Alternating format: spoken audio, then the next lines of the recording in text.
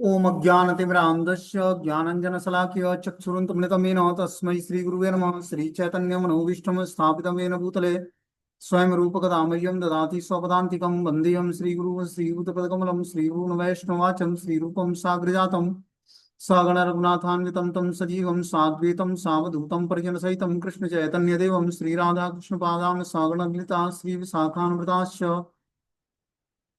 नित्यानंदम नमस्तुभ्यं प्रेमानंद प्रदायते कलवकलमस्य नाशाय जानवेपते नमः। नमो महावदन्याय कृष्ण प्रेम प्रदायते कृष्णाय कृष्ण चैतन्य नामिने गुरुदेव नमः। पंचतत्वात्मकं कृष्णं भक्तरूप स्वरूपकं भक्तावतारं भक्ताख्यं नमामि भक्ति शक्तिकम्। हे कृष्ण करुणा सिंधु दीनबंधु जगतपतये गोपेश गोपिका कांत राधा कांत नमस्तुते। तप्त कांचन गौरांगे श्री राधे वृंदावनेश्वरी वृषभानुसुते देवी प्रणमामि हरिप्रिये। नीलांचल निवासाय नित्याय परमात्मने बलभद्र सुभद्राभ्याम जगन्नाथाय ते नमः। देवी त्वं विष्णु मायासी मोहयसी चराचरम हृतं पादमासं संस्थासी विष्णु भावानुसारिणीम्। नमस्ते तु हलग्राम नमस्ते मिसुलायुधम नमस्ते रेवती कांत नमस्ते भक्तवत्सलम नमस्ते बलिनाम श्रेष्ठ नमस्ते धरणीधरम प्रलंबारे नमस्ते तु पाहि मां कृष्ण पुरोजा। हे कृष्ण करुणा सिंधु दीनबंधु जगतपतये गोपेश गोपिका कांत राधा कांत नमस्तुते। तप्त कांचन गौरांगे श्री राधे वृंदावनेश्वरी वृषभानुसुते देवी प्रणमामि हरिप्रिये। वाञ्छाकल्पतरुभ्यश्च कृपा सिन्धुभ्येव च पतितानां पावनेभ्यो वैष्णवेभ्यो नमो नमः। जय श्री कृष्ण चैतन्य प्रभु नित्यानंद श्री अद्वैत गदाधर श्रीवासादि श्री गौर भक्तवृंद। हरे कृष्ण कृष्ण कृष्ण हरे हरे हरे राम राम राम हरे हरे। तो इसमें आज हम लोग को धाम परिचय पढ़ेंगे। भगवान श्री जगन्नाथ जी का धाम है पुरी धाम जगन्नाथपुरी। इसका हम लोग परिचय जानेंगे कि जगन्नाथपुरी का परिचय क्या है। बोलते हैं जगन्नाथ ही अपवित्र नाम आज केवल भारत में ही नहीं बल्कि विश्व के कोने कोने में नगरों में सुनाई देता है। जगन्नाथ जी का नाम पूरे विश्व में जगन्नाथ जी प्रसिद्ध हैं। इसी प्रकार से उस श्री जगन्नाथ जी का धाम भी सारे यात्रियों को अपनी ओर आकर्षित करता है। पूरे विश्व को भगवान श्री जगन्नाथ का नाम और जगन्नाथ का धाम क्या करता है, समस्त आकर्षण का केंद्र है जगन्नाथपुरी। श्री जगन्नाथपुरी धाम सर्वाधिक प्रसिद्ध और पवित्र स्थान है जहां अनेकों अनेक तीर्थयात्री भगवान के श्री विग्रहों का दर्शन करने सदियों से आते जाते हैं।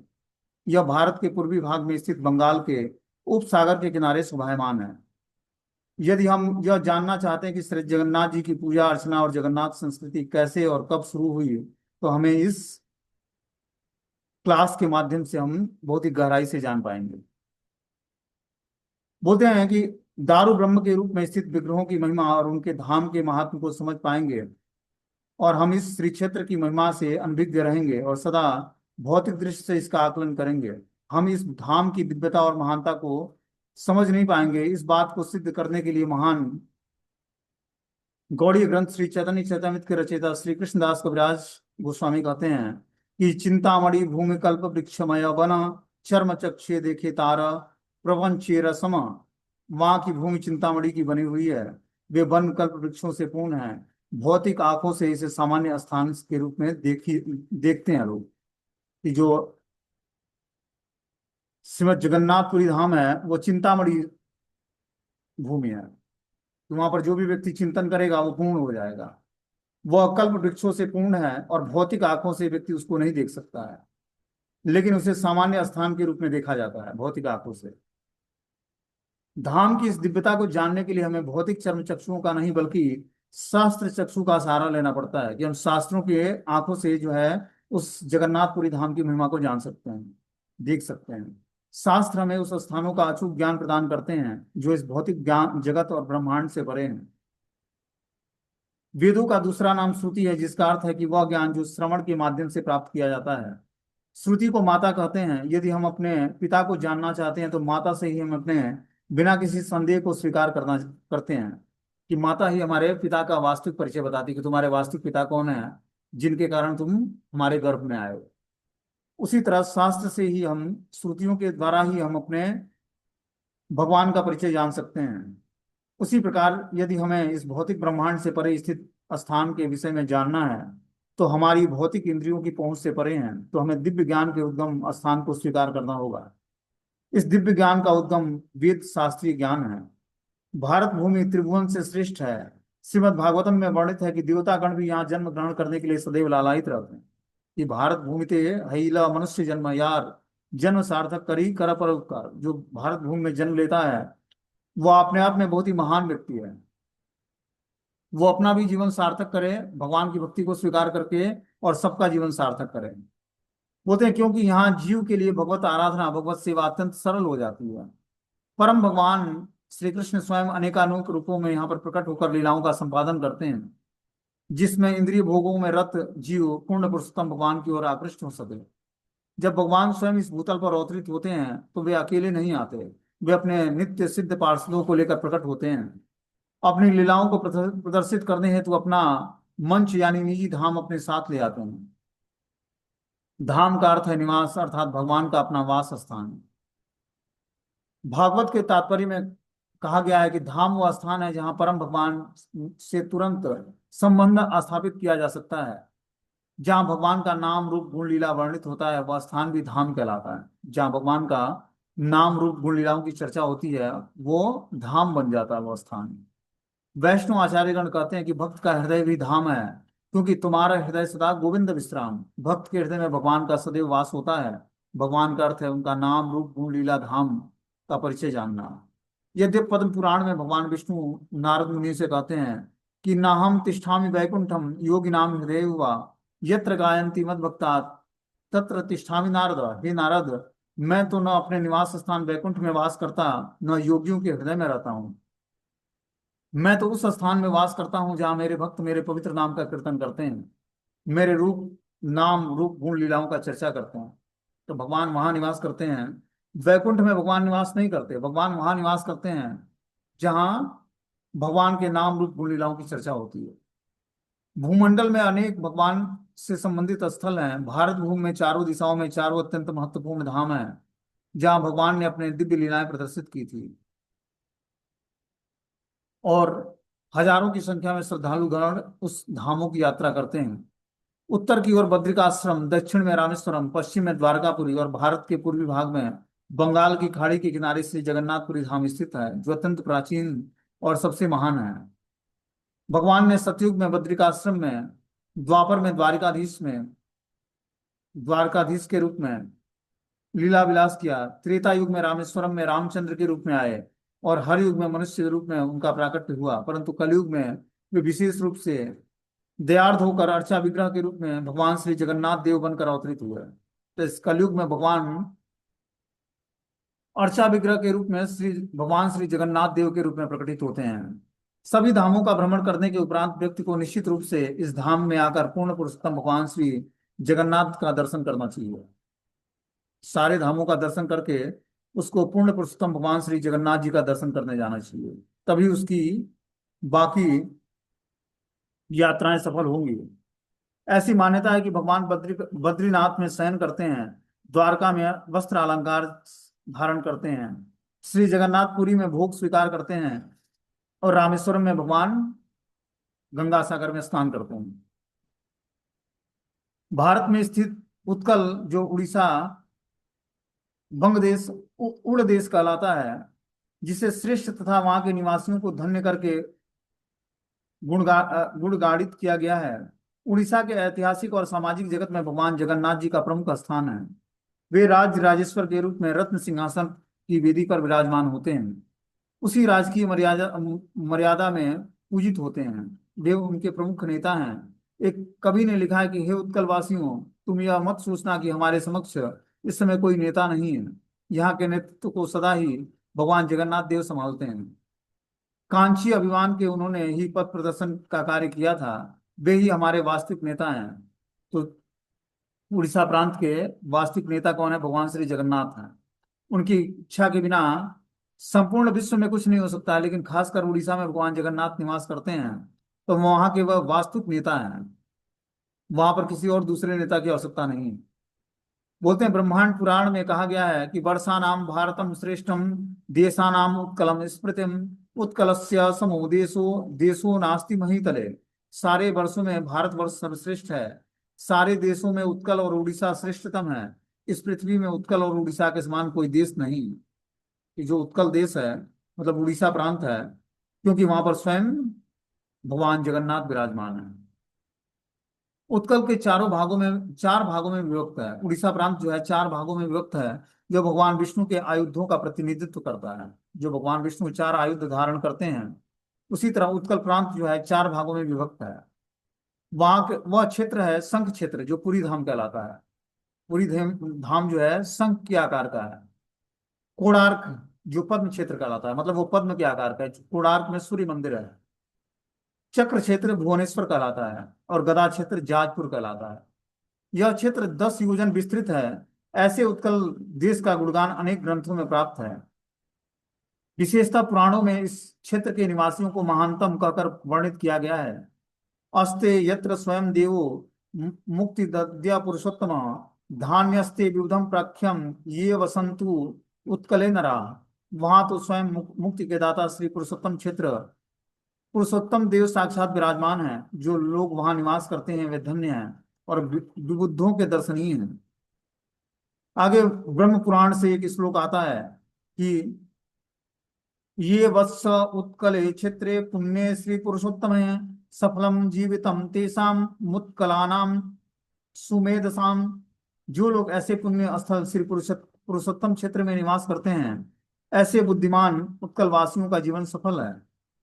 जो पुरुषोत्तम क्षेत्र में निवास करता है व्यक्ति, उसका पुरुषोत्तम क्षेत्र में निवास करने के कारण ऐसे बुद्धिमान व्यक्ति का जीवन सफल हो जाता है। किलास्ते भारतम वर्षे उत्कलम पावनम महत् चतुर्भुजम जना सर्वे दृश्यन्ते तत्र वासिनम।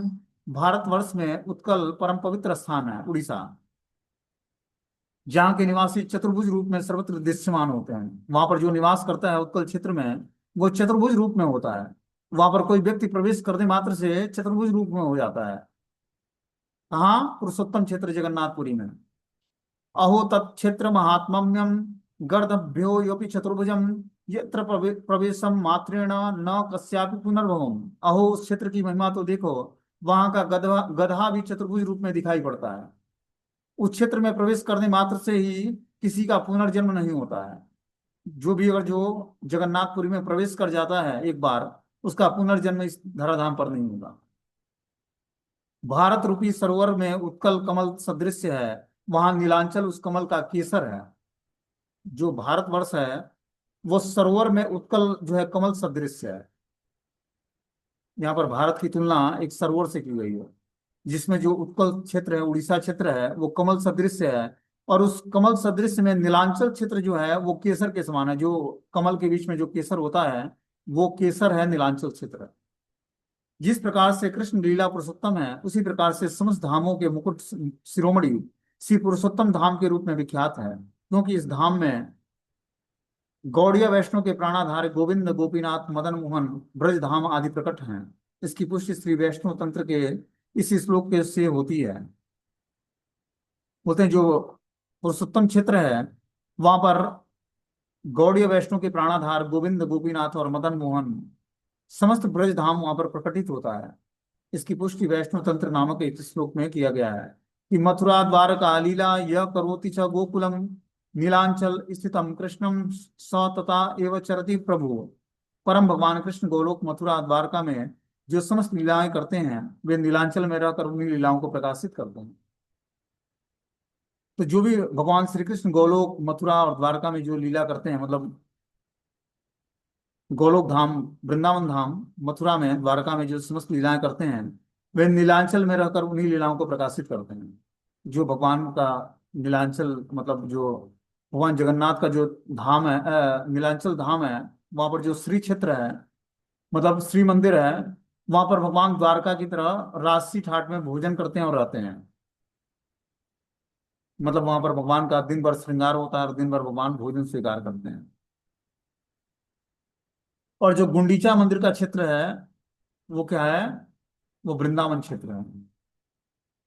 तो भगवान को जब रथ यात्रा निकलती है, तो श्री मंदिर से गुंडीचा मंदिर लाया जाता है। श्री मंदिर मतलब वहां पर महालक्ष्मी का निवास है। वो द्वारकापुरी है। जगन्नाथपुरी में श्री मंदिर द्वारका क्षेत्र है, और गुंडीचा मंदिर जो है वो वृंदावन क्षेत्र है। तो भगवान को श्री मंदिर से गुंडीचा मंदिर लाया जाता है जब वो लक्ष्मी जी से रूठ जाते हैं। और गुंडीचा मंदिर अपने मौसी के वहां आते हैं जो वृंदावन धाम है, वहां पर आते हैं और वहां पर 15 दिन के लिए रहते हैं। और फिर रथ यात्रा होती है, फिर उनको वापस लाया जाता है, लक्ष्मी जी मनाने जाती हैं। बोलते हैं श्री सनातन गोस्वामी ने बृहद भागवतामृत में लिखा है कि दारु ब्रह्म जगन्नाथो भगवान पुरुषोत्तम, क्षेत्रे नीलांचले क्षारणम व तीरे विराजते, महाविभूतिमानम राज्यम मोत्कल्यम पालयनम स्वयं ब्रजन्यम निज महात्म्यम सदा सेवत वत्सलम, तस्यानम पाचितम लक्ष्म्या स्वयं भुक्त्वा दयानुला, दत्तः तेन स्वभक्तेभ्यो लभ्यते देवदुर्लभम, महाप्रसादम संज्ञच्य तत्तम अस्पृश्य येन केनचित्, यत्र कुत्रापि वा नीतम म विचारेण भुज्यते। पूर्ण पुरुषोत्तम भगवान जगन्नाथ देव नीलांचल धाम में लवण समुद्र के तट पर दारु ब्रह्म के रूप में विराजमान है। तो जो नीलांचल क्षेत्र है जगन्नाथपुरी, ये समुद्र का किनारा है। वे महान विभूतियों से युक्त है और सदा सेवक सेवक वात्सल्य होने के कारण वे स्वयं उत्कल राज्य का पालन करते हुए अपनी महिमा को प्रकाशित करने वाले वहां अधिष्ठित हैं। तो जो भगवान जगन्नाथ हैं, ये लवण समुद्र के किनारे दारु ब्रह्म के रूप में विराजमान है। वे महान विभूतियों से युक्त हैं और सदा ही सेवक वात्सल्य होने के कारण वे स्वयं उत्कल राज्य का पालन पोषण करने और अपनी महिमा को प्रकाशित करने के लिए वहां पर अधिष्ठित हैं। वो क्या करते हैं? वात्सल्य भाव में उत्कल राज्य के सारे वासियों का पालन पोषण करते हैं। उस परम भगवान के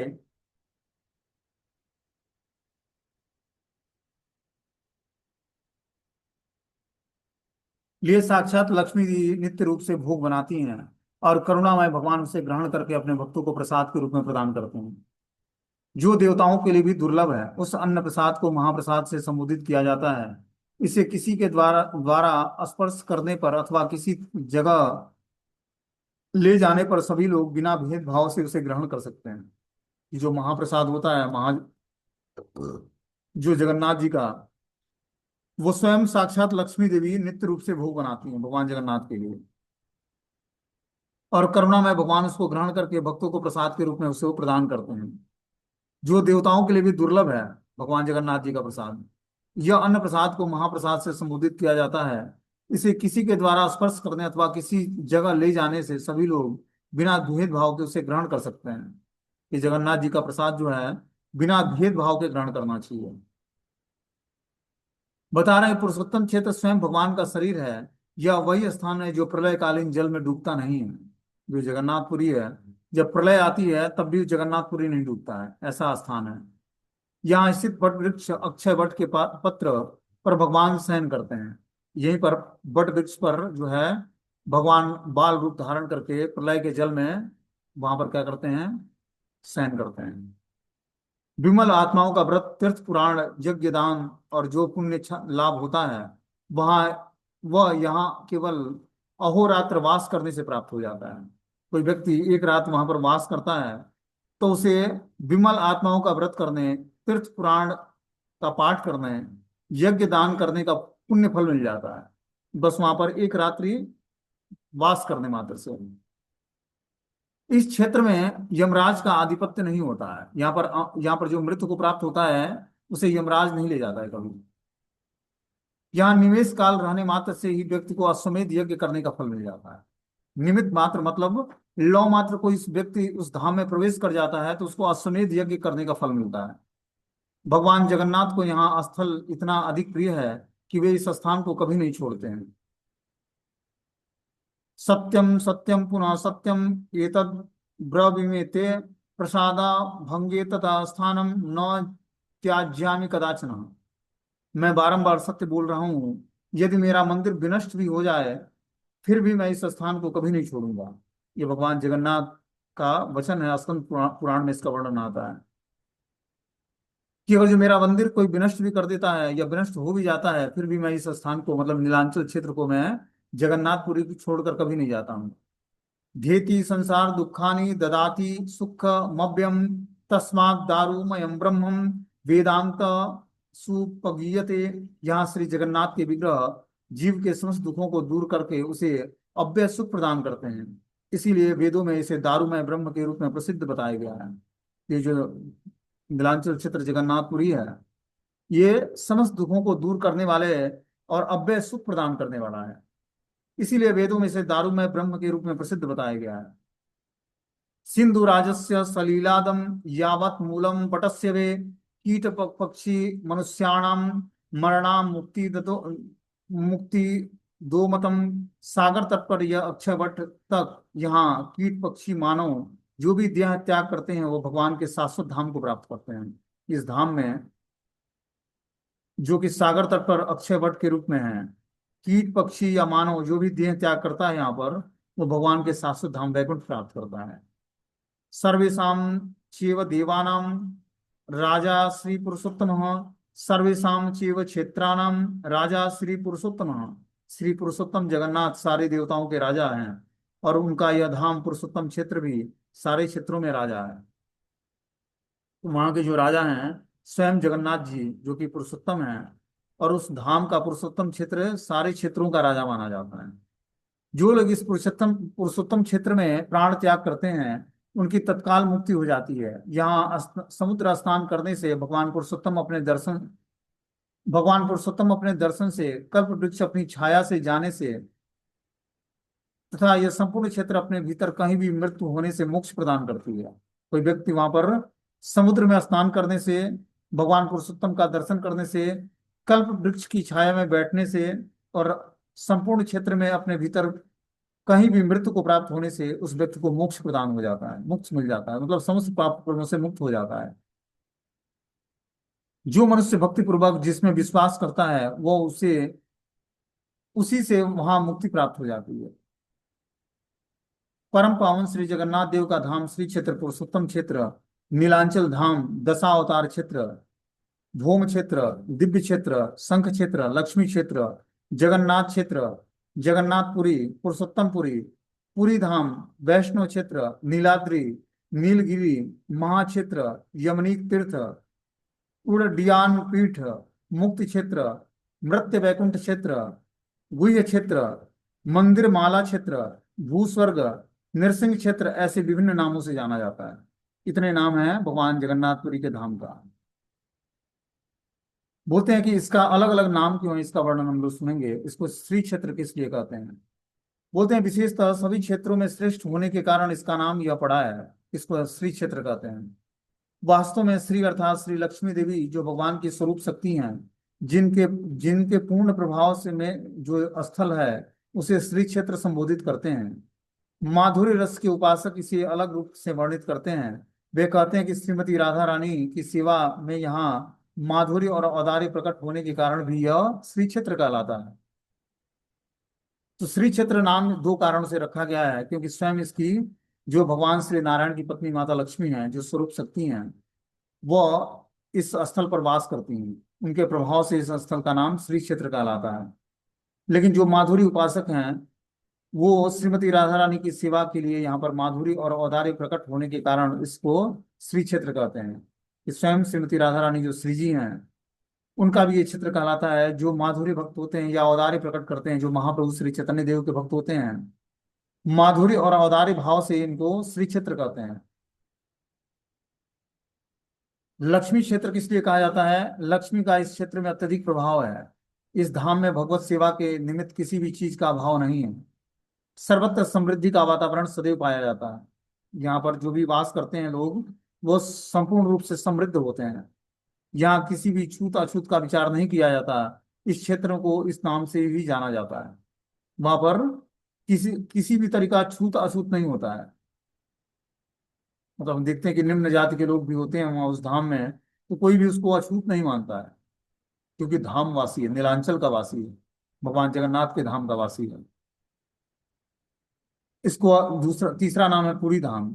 पुरी का अर्थ है निवास स्थान। जो पुरी में रहता है उसे पुरुष कहा जाता है, और भगवान जगन्नाथ परम पुरुष हैं।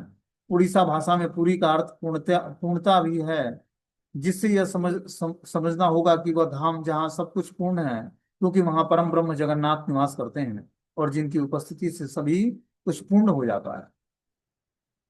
वहां जगन्नाथ जी हैं। इस और वहां पर पुरी का अर्थ है निवास स्थान। जो पुरी में रहता है उसे पुरुष कहा जाता है, और भगवान जगन्नाथ उस वहां पर परम पुरुष के रूप में निवास करते हैं। उड़ीसा के भाषा में पुरी का अर्थ होता है पूर्णता, जिससे यह समझा जाता है कि वह धाम अपने आप में पूर्ण है, क्योंकि वहां परम ब्रह्म जगन्नाथ निवास करते हैं, जिसकी उपस्थिति से सब कुछ पूर्ण माना जाता है। इसको संघ क्षेत्र बोलते हैं भूभाग में भौतिक भौगोलिक परिचय से पता चलता है कि इस धाम का आकार शंख के समान प्रतीत होता है। शंख के मुख के पास श्री लोकनाथ महादेव, पूर्व भाग में नीलकंठ महादेव, शंख की नाभि में रोहिणी कुंड, अक्षय वट भगवान जगन्नाथ रत्न आसन पर विराजमान हैं। शंख के मध्य में अर्धासनी या मौसी माँ अवस्थित हैं। कोई भी यदि नक्शे को देखेगा तो शंख क्षेत्र की यथार्थता का बोध होता है। तो ये जो नीलांचल क्षेत्र जगन्नाथपुरी है, ये शंख क्षेत्र के नाम से भी जाना जाता है, क्योंकि ये शंख के आकार का है। इसको दशावतार क्षेत्र भी कहते हैं। क्यों? पूर्ण पुरुषोत्तम भगवान जगन्नाथ सभी अवतारों के उत्स हैं। वे अवतार नहीं बल्कि अवतारी हैं। भगवान इस धाम में अपने विभिन्न अवतार प्रकट करते हैं और अलग अलग स्थानों में उस लीला को करने के लिए चले आते हैं। स्कंद पुराण में यह भी कहा गया कि दशा अवतारों के दर्शन का फल केवल यहाँ आकर भगवान जगन्नाथ का दर्शन करने से प्राप्त हो जाता है। जो भगवान का दशा अवतार है, उस दसों अवतारों का दर्शन करना मात्र भगवान जगन्नाथ के दर्शन करने से पूर्ण माना जाता है। इस क्षेत्र को वैष्णव क्षेत्र बोलते हैं। क्यों बोलते हैं? यहाँ परम भगवान की दिव्य आराधना विश्वावसु महाराजा इंद्रदुम्न जैसे वैष्णव श्रेष्ठियों के द्वारा निरंतर अबाधित रूप से चल रही है। आगे भी महान वैष्णव ने यहाँ पर आश्रय स्वीकार करके भगवान की अनन्य भाव से सेवा की है। इस क्षेत्र में स्वयं दारू ब्रह्म के रूप में भगवान जगन्नाथ अपने वैष्णव भक्तों की सेवा करते हैं। इस कारण से इसको वैष्णव क्षेत्र कहते हैं। इसको भौम वैकुंठ बोलते हैं, मतलब ये वैकुंठ धाम से अभिन्न है। परम भगवान कभी कभी अपने विभिन्न स्वरूपों में नित्य परिकर और धाम के साथ इस धरा पर प्रकट होते हैं, परंतु कुछ स्थलों में इस पृथ्वी पर वे शाश्वत रूप में अपने अर्चा अवतार के रूप में अपने धाम में निवास करते हैं। इसलिए इसे भौम वैकुंठ कहा जाता है। साक्षात वैकुंठ रूप तथा क्षेत्र श्री पुरुषोत्तम, यह पुरुषोत्तम क्षेत्र भगवान के वैकुंठ धाम का साक्षात प्राकट्य है। श्री चैतन्य चरितामृत में कहा गया कि यद्यपि परम व्योम सवाकार नित्य धाम तथापि ब्रह्मांडे कारो काहो न सनिध्य मथुरा ते केशवीर नित्य सन्निधान नीलांचल पुरुषोत्तम जगन्नाथ नाम सर्वतः प्रकाश तार भक्ते सुख दीते जगतीर अधर्म नासी धर्म स्थापिते। यद्यप इन सबका परम व्योम में सनातन निवास स्थान है, किंतु इनमें से कुछ भौतिक ब्रह्मांड में स्थित हैं। भगवान केशव का नित्य निवास मथुरा में है और भगवान पुरुषोत्तम श्री जगन्नाथ नाम से विख्यात हैं, नीलांचल में नित्य निवास करते हैं। भगवान अपने भक्तों को प्रसन्न करने के लिए ब्रह्मांड में विभिन्न रूपों में स्थित हैं। इस तरह भगवान अधर्म का विनाश करते हैं और धर्म की स्थापना करते हैं। इस धाम का नाम है नीलांचल धाम, नीलाद्रि और नीलगिरी। वैदिक पुराणों के अनुसार भगवान नील पर्वत पर विराजमान है। नील का अर्थ है नीला और अचल का अर्थ है जो एक ही स्थान पर स्थित है। अद्रिगिरी ये पर्वत के लिए भी शब्द सूचित होता है। तो नीलांचल पर्वत नील पर्वत के रूप में विराजमान है और इसको नीलगिरी भी कहते हैं। नील का अर्थ है नीला और अचल का अर्थ है एक ही जगह पर स्थित। तो ये नील पर्वत पर विराजमान है, इसलिए इसको नीलगिरी पर्वत बोलते हैं या नीलांचल धाम बोलते हैं। इसका एक नाम है पुरुषोत्तम क्षेत्र या पुरुषोत्तम पुरी। भगवान जगन्नाथ परम पुरुष या पुरुषों में श्रेष्ठ हैं, इसलिए वे पुरुषोत्तम कहलाते हैं। वे पूर्णता के भी प्रतीक हैं। भगवान इस धाम में अत्यधिक प्रेम करते हैं, इसलिए इसका नामकरण अपने ही नाम से किया है। यह धाम भगवान से अभिन्न है। बोलते हैं भगवान जगन्नाथ परम पुरुष और पुरुषों में श्रेष्ठ हैं, इसलिए वे पुरुषोत्तम कहलाते हैं। वे पूर्णता के भी प्रतीक हैं। भगवान इस धाम में से अत्यधिक प्रेम करते हैं, इसलिए इसका नामकरण अपने ही नाम पर किया है। यह धाम भगवान से अभिन्न है। बोलते हैं भारत चोत्कल देशे भू स्वर्गे पुरुषोत्तम है दारु रूपी जगन्नाथो भक्त नाम भय प्रदा। भारतवर्ष में स्थित उत्कल क्षेत्र पृथ्वी में भूस्वर्ग कहलाता है, जहाँ पुरुषोत्तम क्षेत्र में दारु रूपधारी श्री जगन्नाथ देव भक्तों के अभयदाता के रूप में सर्वदा विराजमान है। तो इस क्षेत्र में, जो कि उत्कल देश है, उड़ीसा देश है, वो पृथ्वी में भूस्वर्ग कहलाता है। ये भूमि का स्वर्ग है, जहाँ पुरुषोत्तम क्षेत्र में दारू रूप में, मतलब लकड़ी के दारू ब्रह्म के रूप में भगवान श्री जगन्नाथ देव भक्तों को अभय प्रदान करते हैं। और अभय प्रदान करने के लिए सर्वदा विराजमान रहते हैं।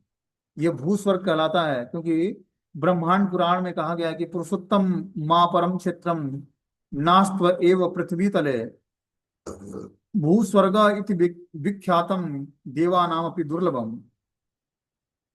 यह पुरुषोत्तम क्षेत्र श्रेष्ठतम स्थल है। इसके समान कोई भी ऐसा स्थान पृथ्वी पर विद्यमान नहीं है, जो भूस्वर्ग के रूप में पृथ्वी पर विख्यात है और जो देवताओं के लिए भी दुर्लभ है। ये जो पुरुषोत्तम क्षेत्र है, ये श्रेष्ठतम स्थल है। उसके समान कोई भी ऐसा स्थान पृथ्वी पर विराजमान नहीं है, जो भूस्वर्ग के रूप में पृथ्वी पर विख्यात है और देवताओं के लिए भी दुर्लभ है। ये बोलते हैं भूस्वर्ग सांप्रतम हयेसम कथितम पुरुषोत्तम। यह पुरुषोत्तम क्षेत्र वास्तव में पृथ्वी के भूस्वर्ग के रूप में स्थित है। अब आगे इसको नृसिंह क्षेत्र भी बोलते हैं, पुरुषोत्तम क्षेत्र को। स्कंद पुराण के अनुसार इस धाम को नृसिंह क्षेत्र कहते हैं, क्योंकि मंदिर निर्माण के उपरांत ब्रह्मा जी ने यज्ञ किया और उसमें भगवान श्री नरसिंह देव प्रकट हो गए, जिसे देखकर राजा इंद्रद्युम्न भयभीत हो उठे। उन पर अपनी कृपा प्रदान करने हेतु उन्होंने शांत नृसिंह का रूप धारण किया। तो इसको नृसिंह क्षेत्र भी बोलते हैं, क्योंकि यहाँ पर स्कंद पुराण के अनुसार इस धाम को नृसिंह क्षेत्र कहते हैं, क्योंकि यहाँ के मंदिर के निर्माण में ब्रह्मा जी ने जब यज्ञ किया इस मंदिर को निर्माण कराने में, तो उस यज्ञ से भगवान श्री नरसिंह देव प्रकट हो गए, जिसे देखकर राजा इंद्रद्युम्न भयभीत हो गए। उन पर अपनी कृपा प्रदर्शित करने के लिए भगवान शांत नरसिंह का रूप धारण किया। तो इस प्रकार ये धाम परिचय समाप्त होता है। अब आगे हम लोग श्री पुरुषोत्तम क्षेत्र का वर्णन अगले अध्याय में हम लोग सुनेंगे। ठीक है ना। हरे कृष्णा।